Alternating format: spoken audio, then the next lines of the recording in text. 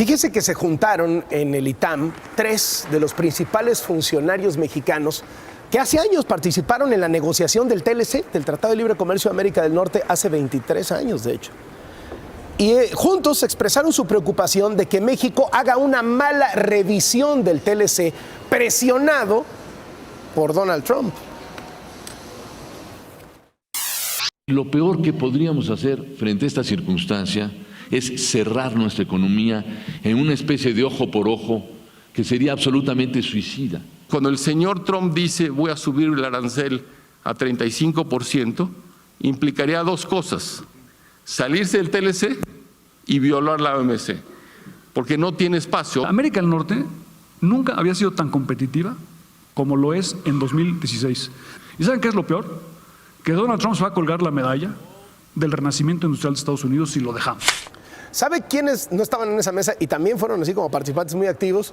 Herminio Blanco e Ildefonso Guajardo. Ildefonso Guajardo es el actual secretario de Economía, pero también estuvo involucrado en esos asuntos, ¿cierto? Así es, Carlos. Hace ya algunos ayeres. ¿Qué tal? Ya hace más de 20 ayeres. Entonces estaban ustedes sí. Básicamente, Luis de la Calle y un servidor estábamos en la oficina de Washington, directamente lidiando con el Congreso y con el proceso.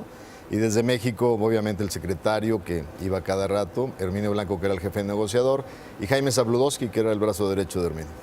Ahorita entramos a lo del TLC. Primero, dólar a 22. ¿Se puede poner peor? Mira, yo creo que el mercado está reaccionando justamente a la incertidumbre de cuál va a ser el diseño de la relación comercial a partir de que Donald Trump entre a la presidencia. Ya urge que tome posesión. Sin duda urge porque la incertidumbre es mala, pero como bien lo dijo Jaime ahí en esa conferencia, tampoco hay que tener un mal acuerdo, porque un mal acuerdo sería ya firmemente tener una incertidumbre permanente, ¿no? ¿Se puede poner peor? Insisto en la pregunta. No, yo creo que los agentes económicos están reaccionando ahorita y ya descontando una situación difícil. El tema es... no se puede poner peor. Yo no veo las condiciones del mercado, porque el mercado está reaccionando no a los elementos fundamentales de la economía mexicana, está reaccionando a la incertidumbre del tratado. Y en ese sentido, como lo están descontando, es a partir del activismo tuitero de la primera semana, que no es política pública, son acciones todavía en el sentido del PR, de las relaciones públicas y de la señal a ciertos sectores. Ahora, la economía no crece lo suficiente como para que se presione la demanda, pero entonces deje en medio al sector industrial, al sector comercial, que tiene que asumir los costos más altos y no poder vender. No, pero el punto, lo que sí tenemos que establecer es que a partir del 20 de enero ya tenemos contrapartes designados, ratificados por el Senado, con los cuales tenemos que empezar un diálogo.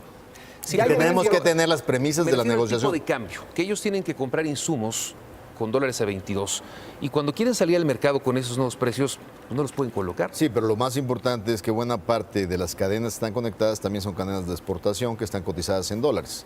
Entonces, veamos, por ejemplo, las cifras del sector automotriz de diciembre. Hay un incremento interesantísimo en la exportación de autos ligeros, 4% de incremento de diciembre contra el mes anterior. ¿Y eso es por la competitividad que les da el tipo de cambio? Fundamentalmente es porque es una industria que se sigue consolidando y en un caso específico hubo un incremento de demanda a la cual respondieron perfectamente. Las exportaciones habían estado alentándose en el año. ¿Va a haber más aumentos de precios? Yo creo, Carlos, que lo que estamos observando es el reflejo del impacto que debe ser proporcionado al impacto de los combustibles. Pero yo creo que definitivamente hemos estado platicando con todas las industrias, sobre todo las básicas, y estamos analizando cosas como, por ejemplo, al arranque, la industria harinera determinó que el incremento del precio de la tonelada de maíz, que vale 9,000 pesos la tonelada, va a aumentar en 80 pesos por el impacto del diésel. ¿Qué es 80 pesos? Pues menos del 1% en el precio. O sea, que hay impacto, lo hay, pero no en el nivel de los crecimientos del 14 o 16%. Salen algunas organizaciones de fabricantes de tortillas a decir va a subir 20% el precio del alimento. Eso es ponerse de acuerdo, es hacer trampa, ¿no? De hecho, tuvimos un incidente justamente el año pasado, cuando una líder de una región dijo, aquí en este estado la tortilla va a aumentar 1 peso y no había elementos. Tú sabes que hoy el precio en dólares del maíz está a la mitad de lo que estuvo el 1 de diciembre del 2012. Claro, con la depreciación esa ventaja se reduce, pero todavía está 17% por abajo el precio del maíz, que es el componente fundamental de la harina de maíz o de la tortilla. ¿Qué han detectado hasta ahora? ¿Qué aumentos se están dando y dónde? Mira, básicamente yo te diría que ha habido un movimiento, por ejemplo, hoy, la tortilla en supermercados. Prácticamente está promediando en supermercados alrededor de 10 pesos. Hay ahí un incremento, sin duda, que refleja un crecimiento, veníamos observándola a 9.50, un incremento de 50 centavos en las tortillas, que refleja dos elementos. El ajuste del año pasado en la harina de maíz, porque toda la tortilla que se vende en supermercados es harinizada, y también está reflejando claramente pues, el impacto del diésel. Pero lo que tenemos que observar es un incremento proporcional. ¿Qué sí puede y qué no puede hacer Profeco en este tema de precios? Primero, Profeco tiene la instrucción, el mandamiento y la autoridad para inspeccionar y sancionar abusos en los precios. O sea, Profeco tiene la libertad de poder establecer cualquier elemento distorsionador que se vaya por encima de lo que debe ser el precio y poder sancionar a una organización. Profeco puede demandar a la industria la estructura de costos para analizar la proporcionalidad de sus precios en relación al impacto de costos. Ahora, eso lo debe de hacer directamente enfocado donde detecta problemas de precios. Ahora, ustedes pueden decir no hay justificación para los aumentos, pero se están dando los aumentos. No, nosotros lo que hemos dicho, y de hecho está plasmado en el acuerdo, es no se permitirán aumentos desproporcionados e injustificados en los precios. O sea, cuando tú tienes una depreciación del dólar y cuando tú tienes cadenas de insumos de importación y cuando tú tienes obviamente un impacto, va a haber algún impacto de precios, pero como lo señalaba el gobernador del Banco de México, o sea, no hay un esquema generalizado. O sea, ¿no está viendo el gobierno que hay un aumento generalizado de precios? O sea, lo que te quiero decir es, no va más allá o desproporcionado al impacto que como insumo las energías tienen en las cadenas. Y no es grave. Digamos, no lo suficientemente grave como para tomar más que las medidas que se están tomando, que es de supervisión, de control, de evitar abusos, de evitar acaparamientos y abusos contra el consumidor. ¿Y con eso basta para que la gente no esté indignada? Es el tema, a ver, lo que estamos hablando es que hay un tema de indignación porque no estábamos acostumbrados, evidentemente, a pagar el precio completo de los combustibles. Al eliminar el subsidio, pues hay un impacto y sin duda hay una indignación. Lo que tenemos que hacer responsablemente es que regresemos claramente y nos mantengamos en un patrón de estabilidad y que sin duda sigamos invirtiendo, sigamos generando empleos, sigamos generando oportunidades. ¿No están, secretario, demasiado optimistas frente al tamaño de la bronca, de la molestia, de la reacción de los comerciantes subiendo los precios, del dólar a 22, de las gasolinas donde están? El tema, Carlos, creo yo, debe de ser, primero, en nuestra área de responsabilidad, inmediatamente atacar la causa justamente de la inestabilidad en el tipo de cambio. Y esa causa tiene que ver mucho con definir y aterrizar rápidamente el inicio de nuestras conversaciones y negociación del Tratado de Libre Comercio. Vamos a eso, pues. Y ahí, sí, con todo. Vamos a eso. TLC. Hablando, Ildefonso, de esto, de lo que viene a partir del viernes de la próxima semana. Donald Trump ya nos advirtió, ¿no? Uy, qué miedo. Ya nos ya amenazó, va a llegar. pero ya nos está cumpliendo. Ya a varias empresas automotrices las ha convencido para que salgan del país. ¿Qué sigue? ¿Qué van a hacer? A ver, primero, a mí ahí sí me gustaría aclarar.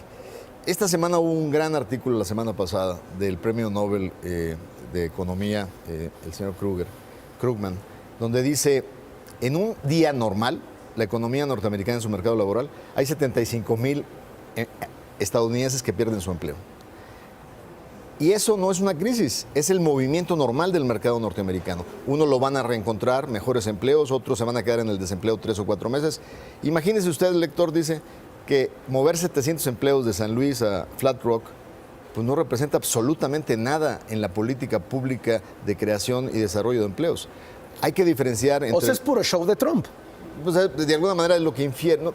Él está mandando mensajes a un grupo importante para él que lo llevó a donde está.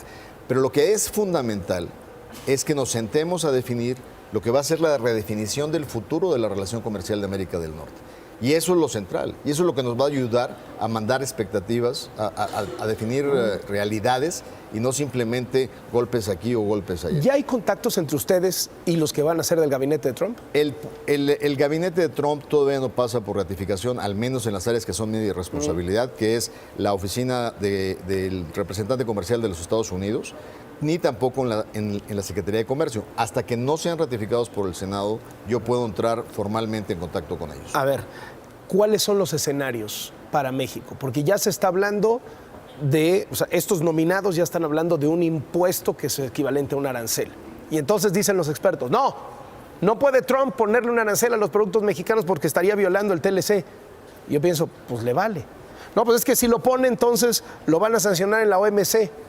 Pues se va a salir de la OMS. O sea, es decir, el tipo está en otra dinámica, ¿no? Fíjate que, Carlos, que a veces hay que tener una lectura muy analítica de lo que está diciendo el señor Trump. Venga. Cuando el señor Trump habla del 35% y se refiere a un border tax, no solo está hablando, primero, no está hablando de un arancel.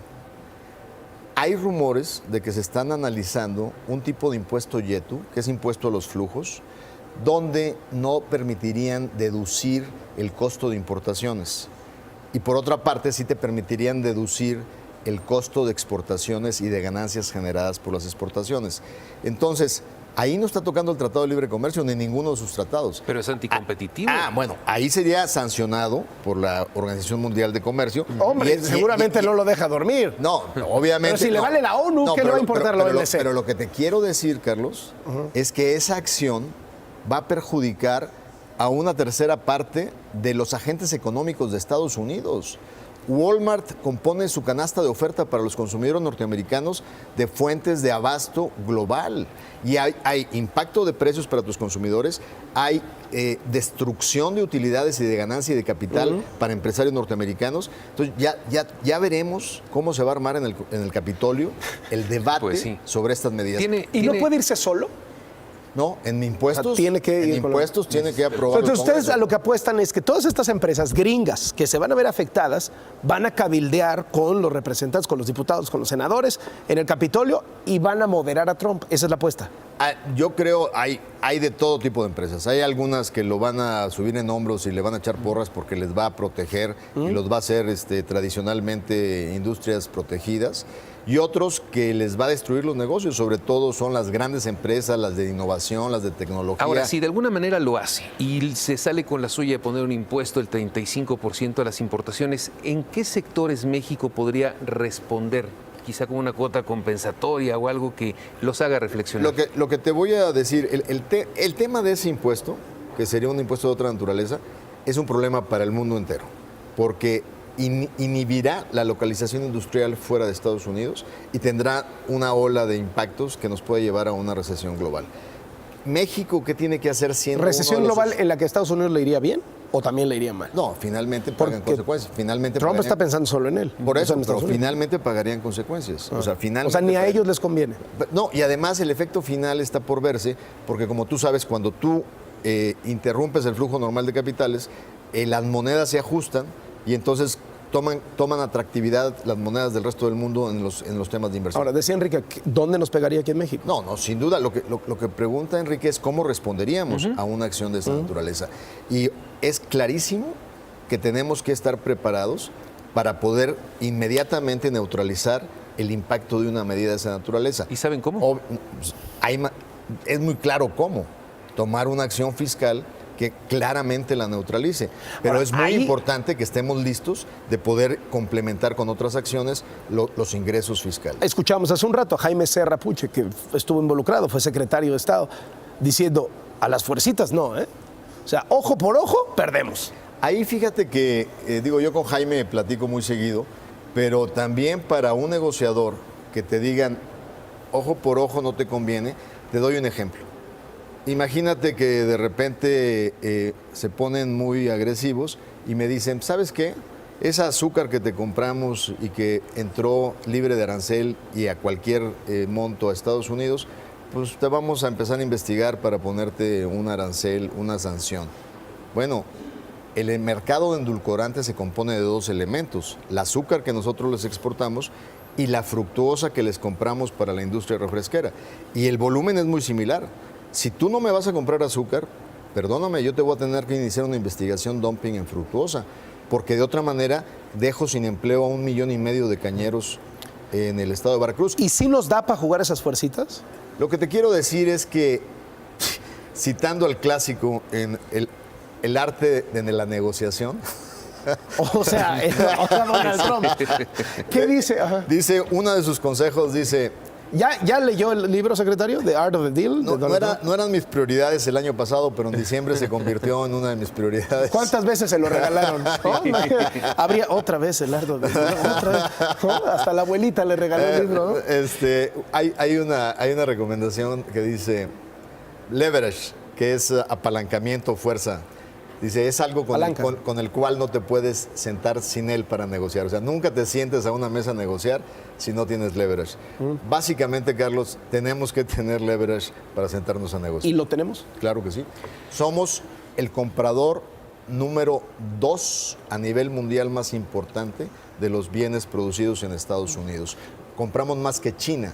Y con China tienen 5 veces más déficit comercial que con nosotros. ¿Cómo será la relación comercial de México de aquí a 6 meses y de aquí a final de esta administración? Es muy importante aclarar que lo que hoy regula nuestra relación comercial es el TLC.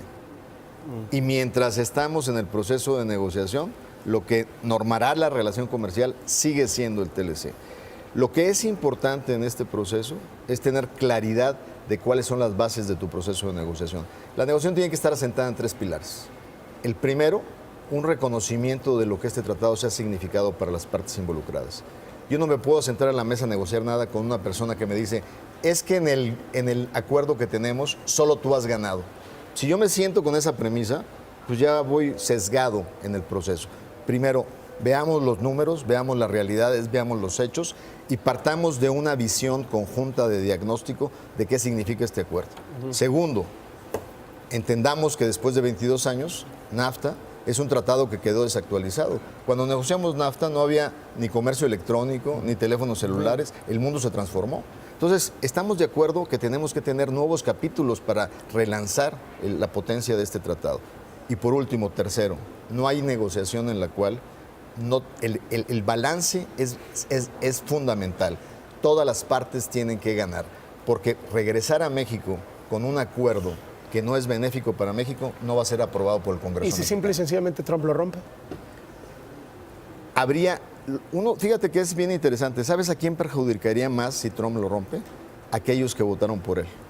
Somos los principales compradores de puerco, de maíz amarillo, de fructuosa, de arroz, de carne. O sea, todos los estados del centro del mapa. Todos los que votaron por él serían los más afectados si rompe el acuerdo con México. Y a todo esto, que nada que dicen, porque pues es el tercer socio. Es el elemento fundamental. Este diálogo tiene que ser tripartito. Bueno, claro. ¿Qué Somos dice 3. Trudeau? Mira, la última vez que tuvimos una reunión con Trudeau, el señor presidente se vio con él en Lima para APEC, y la verdad es que están en una visión igual, decir, vamos a ver ya sentados cuál es la dirección que esto toma. Pagan por ver. Y de alguna manera ellos están en una posición menos dura que nosotros porque no fueron el foco del debate en las campañas. ¿Le va a tocar a usted negociar o lo va a llevar la Cancillería? Las negociaciones comerciales internacionales, como el mismo canciller lo dijo aquí en tu programa, lo llevamos en la Secretaría de Economía. Estaba súper confiado él en usted. Dijo, no, es un titán y se le sabe la negociación. Yo le agradezco al canciller esa confianza. Él coordinará todos los temas del gobierno mexicano en la relación bilateral, porque él lleva la relación completa de México con Estados Unidos y obviamente se va a apoyar en cada uno de los temas en las áreas sustantivas que llevamos la negociación. 2 de volada, secretario. ¿Le tiene miedo a Trump? No. ¿Está listo para los cates? No, más que listo. Más que listo, es fundamental tener claridad por lo que vamos y tener también la clara convicción de que este tratado debe de ser modernizado en beneficio de México. Muchas gracias por venir. Gracias.